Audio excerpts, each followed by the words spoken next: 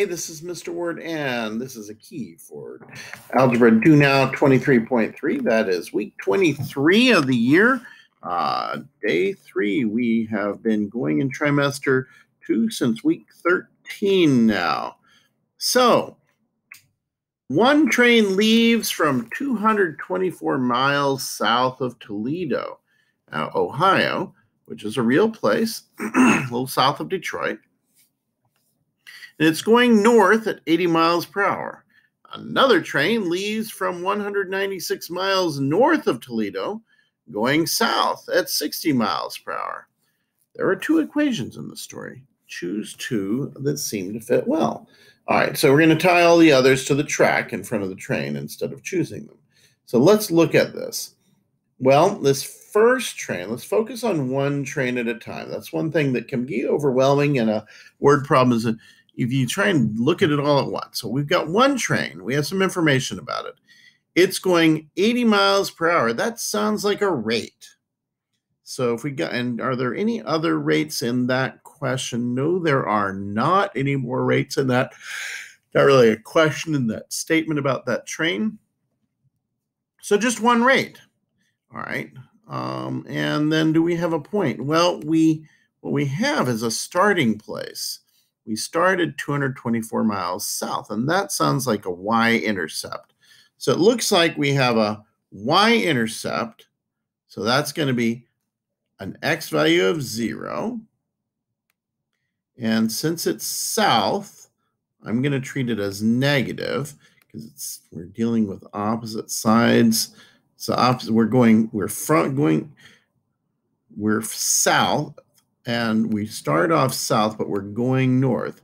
So our slope appears to be positive. So we have a positive slope of 80. So that looks to me like a slope-intercept form situation because it's got a y-intercept and a slope. So let's go with that. And there is an equation that's y equals the slope of 80 times x minus 224. Now let's take a look at the other situation. In the other situation, we have a train leaving from 196 miles north, and it's going south, the opposite from north, 60 miles an hour. So we have a slope, it looks like, of negative 60 going south. And we have a y-intercept, a starting place, at 196 miles north. So at 0 time, at the start, we are 196 miles north. So I'm going to treat north as positive. I could have treated north as positive and south as negative. That would have been fine.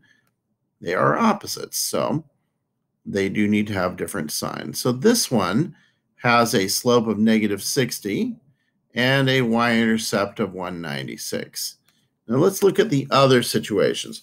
Well, this one right here is interesting because it's got 60 miles per hour, and it's got two rates. It's got 60 and 80 as rates, and then it adds up. That is the sum of 224 and 196.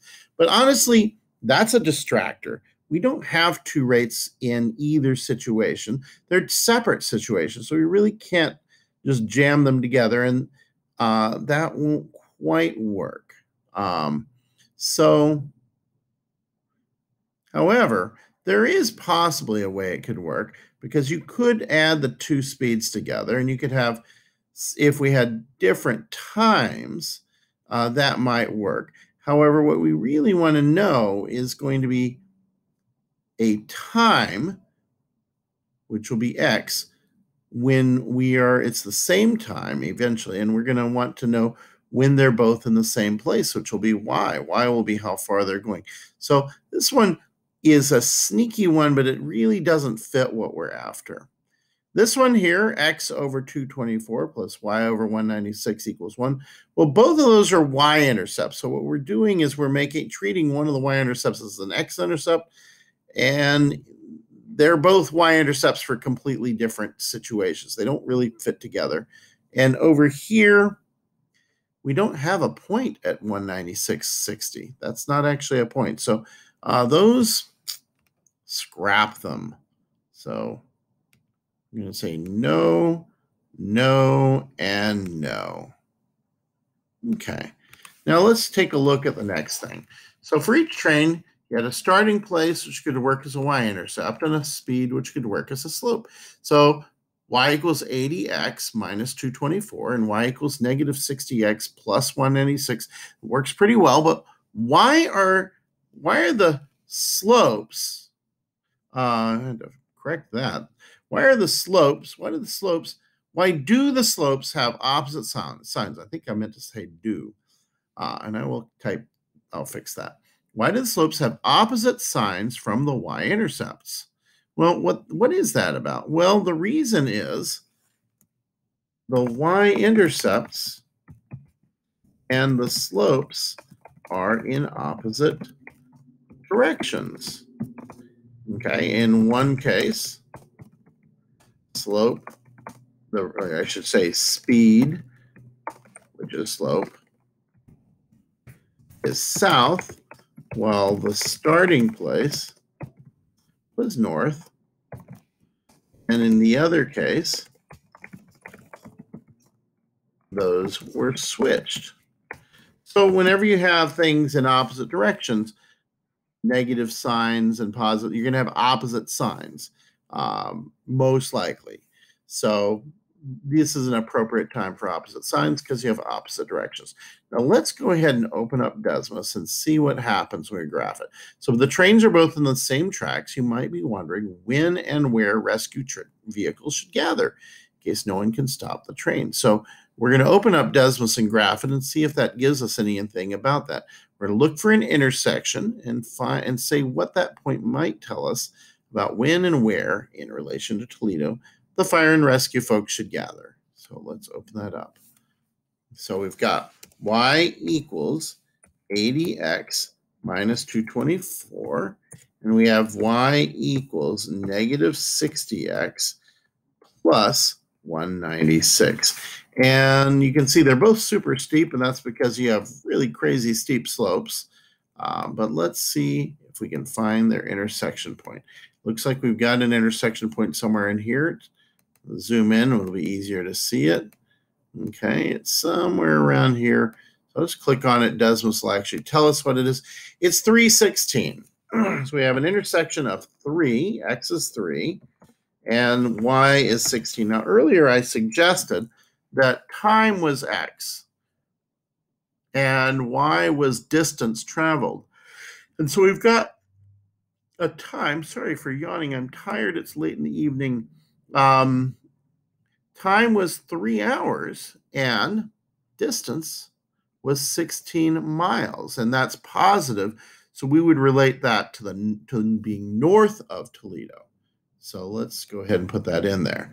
So it looks like we've got a point at 3 hours and 16 miles north of Toledo. So that seems like where we ought to go. I can go back to Desmos, just to remind you, this intersection point is an intersection point for these two equations, for these two trips. And this is the point that is true for both equations. That's what it means when they intersect. When they intersect, that is a point that is true for both equations. And as you start to get into systems of equations, you'll understand that we are treating these two equations as a system, and that this is the solution to that system. When we're considering two or more equations together, we're trying to find what xy values would make all parts of the system true. We're trying to find a solution, and we have found a solution at 316. All right, let's take a look at what else we can do here. Now, since the distance for the trains have traveled, so since y is the distance they've traveled, and we want to know when that distance is in the same place, we could basically treat these y values as the same, which means that this y value equals this y value, but that means this y value equals this expression, negative 60x plus 196. So I've put that together here for you. Basically, I've replaced y with negative 60x plus 196. Let's see if we can solve that. So we got negative 60x plus 196 equals 80x minus 224.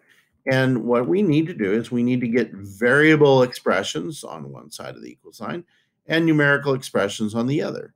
So let's start by adding 60x to negative 60x. And we'll add 60x here, and we'll add 60x here. When we do that, the 60x and negative 60x cancel out, and we're left with 196 equals 140x minus 224. And now we just want to, we're going to have to add 224 to both sides. So we'll add 224 here, and the reason we're doing that is we're trying to get rid of minus 224. So we're going to add 224 here. Okay, so we add those together, and now we can put it all together. We get 420. Oh, Mr. Ward, you said 420. Okay, and then 140x. And now we can solve for x. So we're going to divide both sides by 140. So divide by 140, divide by 140. And now 420 divided by 140 is going to be 3, because 42 divided by 14 would be 3. So there's a 3, and that equals x. So x equals 3. Cool. Now that we know that x is 3, and oh my goodness, 1e tells us if you worked out that x was 3, you got it. Now see if you can work out what y would be if x is 3 using either of these equations. So it doesn't matter which one I use. I'll use this one. I'll say y equals 80 times 3 minus 224, and then I will start simplifying. So this will give me the distance. Y is the distance. So 80 times 3 is 240. Subtract 224, and 240 minus 224 is 16. And hey, that x value of 3 and that y value of 16, those were the x and y values of the point where the two lines intersected. That's kind of neat. What we've just done is I've sneakily shown you how you can use a tool called substitution to solve a system of inequalities. And you'll learn more about that as you dig into it. I hope that was helpful.